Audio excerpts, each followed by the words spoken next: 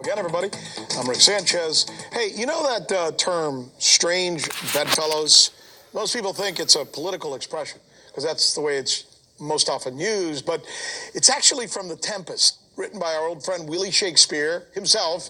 And the actual line that he wrote goes like this: Misery acquaints a man with strange bedfellows. That may have been true during Elizabethan England, right? But it's probably even more true today, especially when it comes to international relations.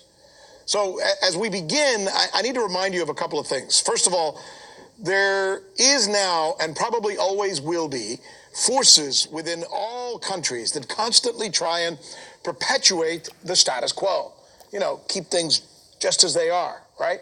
For example, there are those in the United States who feel that it is absolutely necessary to remain hostile toward Russia.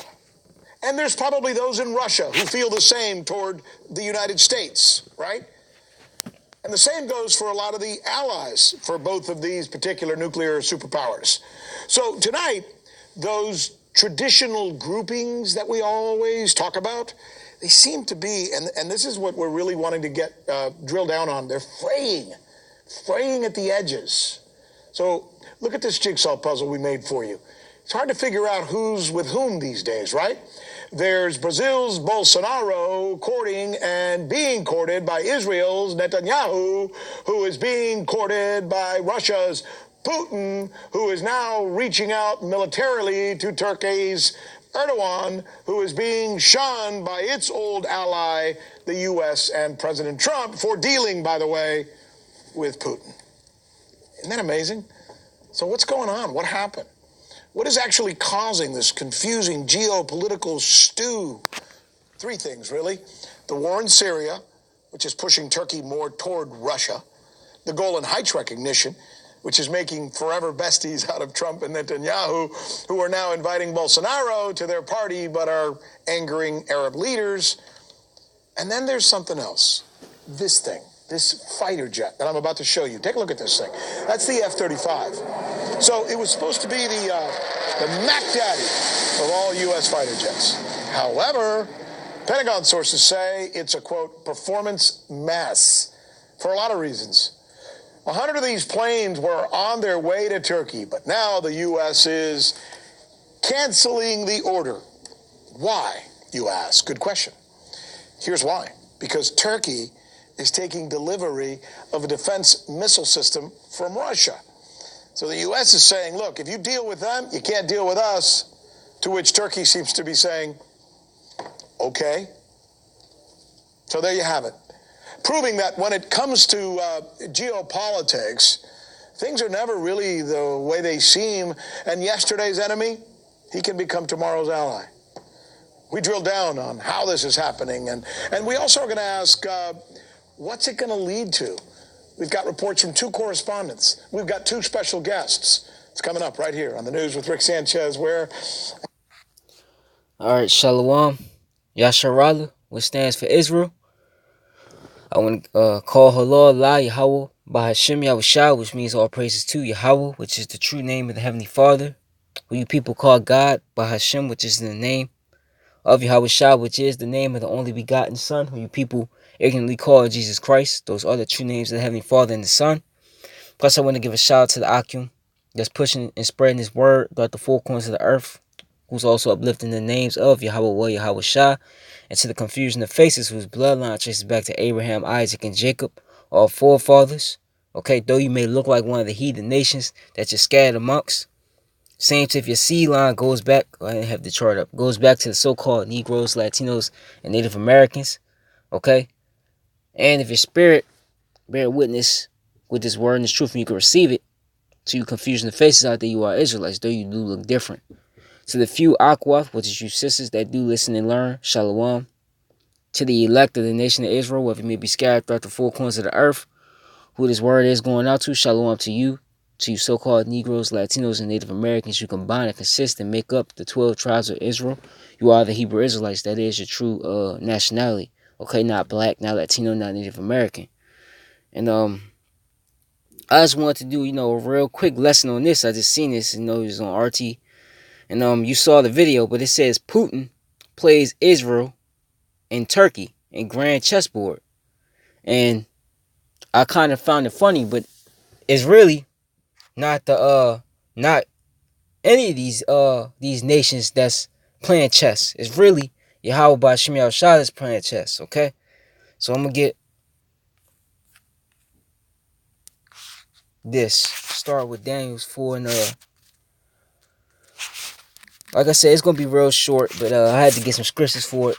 It's Daniel's 4 and 17. I'm gonna start off with this. I didn't have any scriptures, planned for this lesson, so I'm just gonna go with the spirit. But it says, "This matter is by decree of the watchers and demand by the word of the holy ones, to the intent that the living may know that the Most High ruleth in the kingdom of men and giveth it to whomsoever he will, and set up over it the basis of men."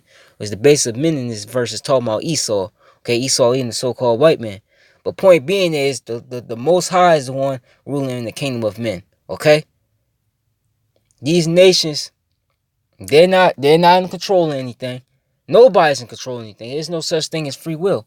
Okay, Proverbs 21 and the first verse. This is Proverbs 21 and 1.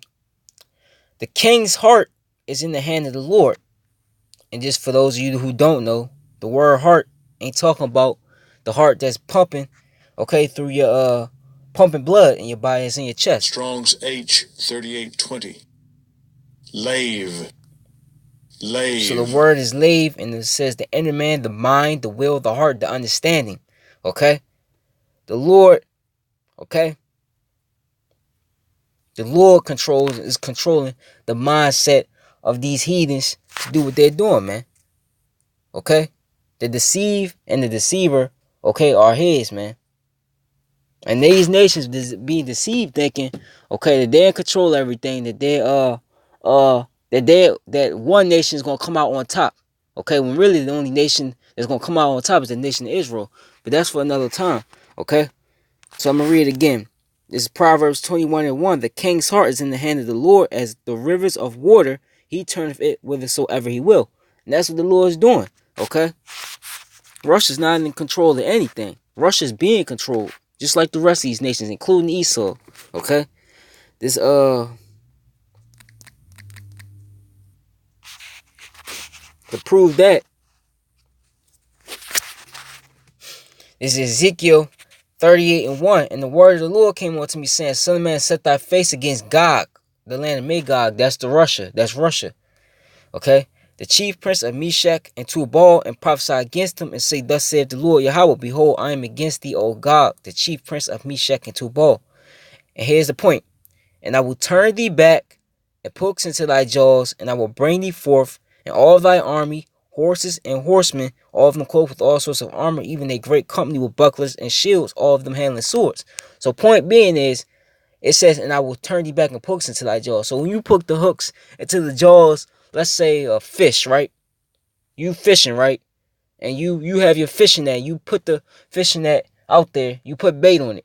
And that fish, it attached to that bait. Now the net is caught in that fish. You now control the direction of that fish. The same thing with the horse. Okay? You put, what you call that? A bridle, if I'm not mistaken. The little thing in a horse's mouth. Okay? You control it goes left or right. It's the same thing the Lord is doing with the Russians, man. Okay?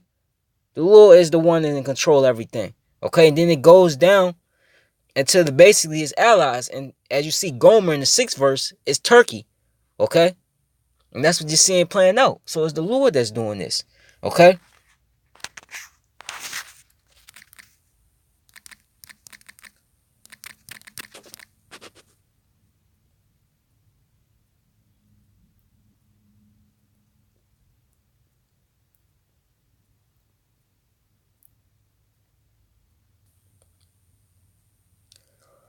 Another one is Proverbs 20:24. Man's goings are of the Lord. How can a man then understand his own way? But there's one in Jeremiah one to get. But that's good. That's good. Okay?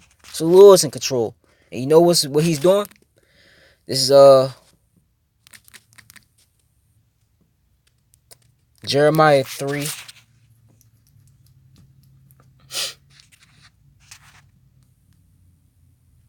and 1.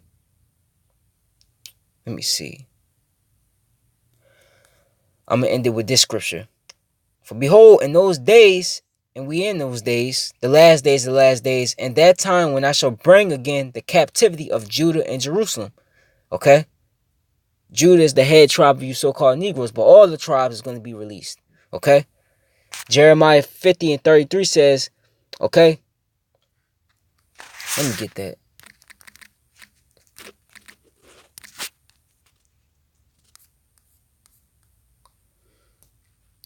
Thus said the Lord of hosts, Jeremiah 50 and 33. Thus said the Lord of hosts, the children of Israel and the children of Judah, so the southern end of the king were oppressed together by who? These heathens. Starting with the head heathen nation is Esau, Edom, the Edomites, the so-called white race. And all that took them captives held them fast. They refused to let them go. So that's why the Lord is doing what he's doing. So let me read it again. This is Jeremiah, Joel 3 and 1. For behold, in those days, in that time, when I shall bring again the captivity of Judah and Jerusalem, I will also gather all nations and bring them down to the valley of Jehoshaphat. Okay? That's what's happening right now. Okay? All these little proxy events that's going on with Russia, the United States, okay, Turkey, whoever, man, within this little problematic circle, okay, it's all Yahweh by Hashem Yahushua that's doing it, man. Okay? The valley of Jehoshaphat, which if you go into Jehoshaphat, it means Mashapat, which is judgment. Okay? The Lord's gathering in the valley of judgment, man. The Lord's about to judge these nations for what they've done to the children of Israel. Okay?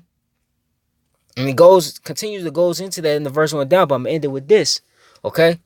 I'm gonna read it again. I will also gather all nations and bring them down to the valley of Jehoshaphat. That's basically the Middle East region. Okay? Where you see all the conflict going on at. And will plead with them there for my people and for my heritage Israel. Just like I read in Jeremiah 50 and 33. Whom they've scattered amongst the nations and parted my land.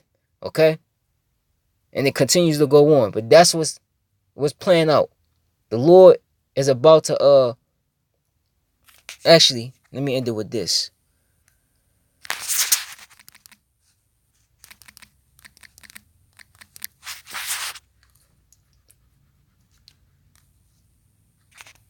This is Isaiah 34 and 1. Come near ye nations to hear and hearken ye people. Let the earth hear, and all that is therein, the world, and all things that come forth of it. For the indignation of the Lord is upon all nations, his fury is upon all their armies. He hath utterly destroyed them. He hath delivered them to the slaughter, man. That's what's about to play out, man. Their slain also shall be cast out, and the stain shall come up out of their carcasses, and the mountains shall be melted with their blood. And all the hosts of heaven shall be dissolved, and heaven shall be rolled together as a scroll, and all the hosts shall fall down as the leaf falleth off from the vine, and as a falling from the fig tree. For my sword shall be bathed in heaven, behold, it shall come down upon Idumea. And the Idumeans are you Edomites, you so-called white people. That's the first, okay, one that the Lord said his sword is going to come upon. And upon the people of my cursed judgment. Okay? So it's gonna be you 2/3 of our own people and then you heathen nations. Okay? So that's what's gonna happen. Okay? So that's why that was my point. Okay, the Lord is in control of everything, okay? And he's about to gather these nations to go to war with each other, World War III. Okay? So call her Lord Allah Yahweh by Hashem Yahushua, and shalom to the elect.